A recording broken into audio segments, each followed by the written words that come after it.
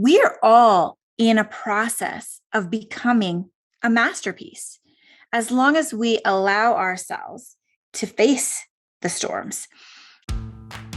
Get your daily dose of motivation on the Motivational Moments with Michelle podcast. In Motivation with Michelle podcast, you'll get encouraging, uplifting, and life-changing wisdom that will transform your world at your fingertips, 24 hours a day. Get a fuller, deeper revelation of the tools you can implement to see incredible transformation in your life from Michelle Newstetter's powerful teachings. Tune in whenever you need to be edified, uplifted, or a dose of motivation, no matter where you are. Subscribe to Motivational Moments with Michelle podcast with Michelle Newstetter today on Apple Podcasts, Spotify, or SoundCloud.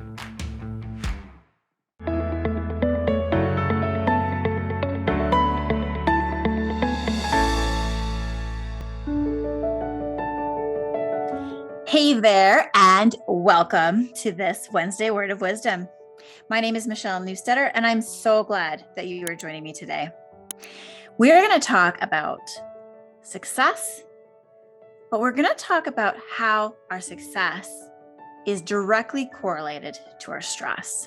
See, your success, your greatest return, comes on the other side of your comfort zone. In life, we need to be stretched. We need to be challenged. We need to experience difficulties, trials. We have to walk through storms. In any stress, we can either stretch forward or we can shrink back. Today, I want to talk to you about two ways that we can apply this concept to our world. See, we tend to think about stress as a negative thing, but not all stress is bad. When somebody makes use of energy that comes from good stress, it drives them towards action. But you know what? If we don't learn how to walk through stress, eventually our resources get depleted, our endocrine system kicks in, and then we get chronic glucocorticoid elevation, and that's harmful to our body. It breaks down muscle, breaks down tissue, breaks down organs, breaks down our immune system, turns off any systems that we don't need for survival. People get into trouble when they avoid and they ignore those things that are causing them stress, no matter what it is: academic, social life, something else, relationships. All of us can experience different kinds of stretch in our world. See, when an elastic is at its minimum, it's useless.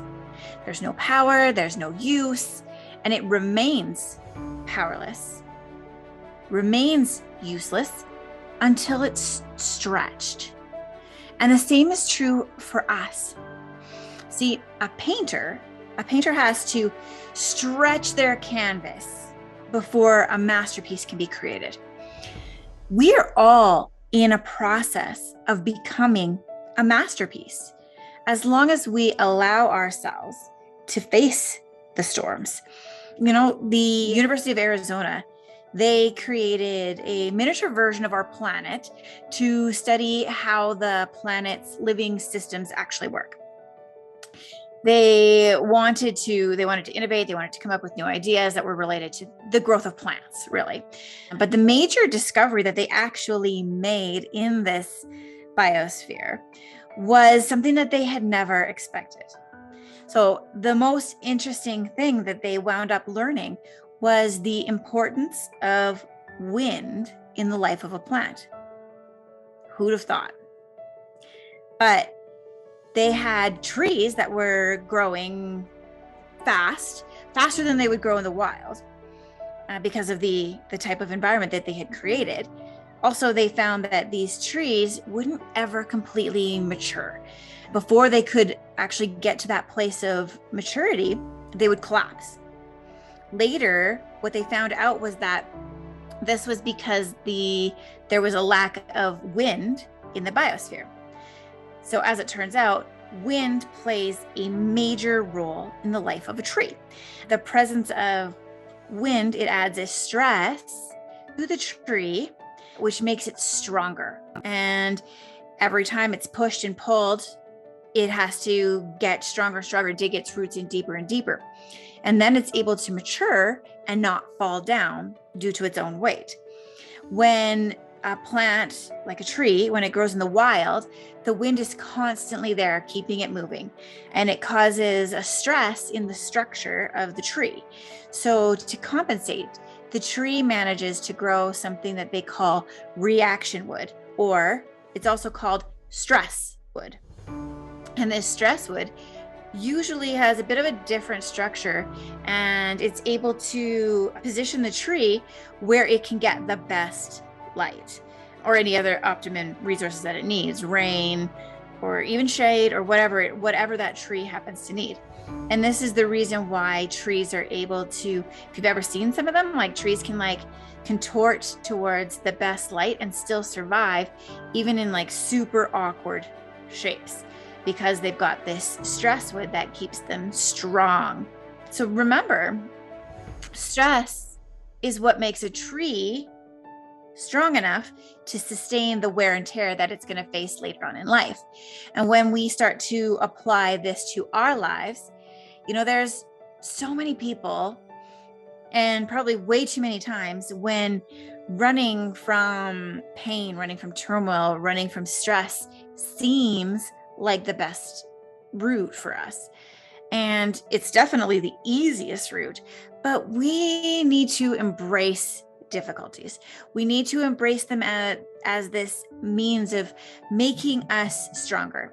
And rather than look to what causes the stress and figure out ways to avoid it, when we can start to engage with our stress, when we can start to learn to make choices within that stress, we are going to build up additional resilience, more resources inside of ourselves that allow us to move through novel stress or impacts much easier. There's also strategies that we can use that help to almost cool or dampen our emotional response that we have. We can do things like meditation. We can use yoga. We can use reflection time. We can use downtime or going for, say, coffee with a friend.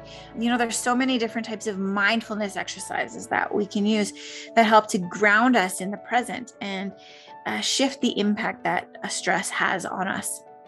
Now, I said that there was going to be two ways to apply this concept of stretch and stress.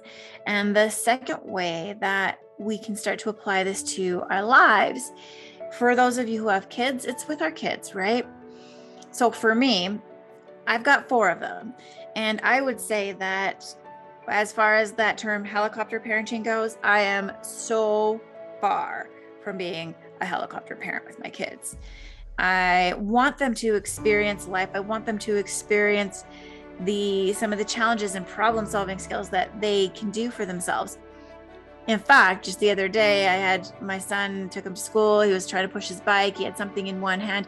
And so he didn't realize he could just attempt to push the bike with one hand, but he was really struggling to steer the bike towards the bike rack. And his sister came up and kind of helped him out a little bit. And I was driving away and just kind of watching them as they're kind of kicking the tire of the bike to try and keep it straight. And in my head, I'm thinking, problem solving skills.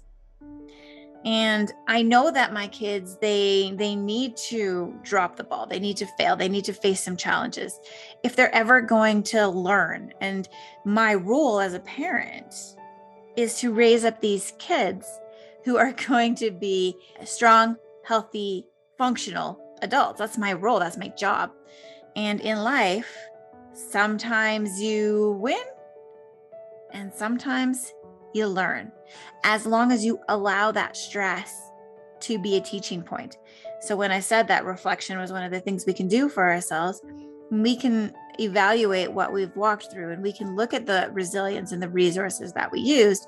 We can start to pull out those learning pieces that are going to allow us to apply that to new situations and help us to move through our different stresses differently. So many parents are so worried about protecting their kids from any kind of disappointment or pain, that they actually deprive them of that necessary stretch. The necessary storms that they have to face, the necessary wind, that's going to allow them to become those successful adults. When we allow our kids to experience life, to experience loss, to experience stress, we enable them to grow and stretch, find success on the other side of their comfort zone. Your success, your kids' success, will come when you learn to embrace the stress. Thanks for joining me today.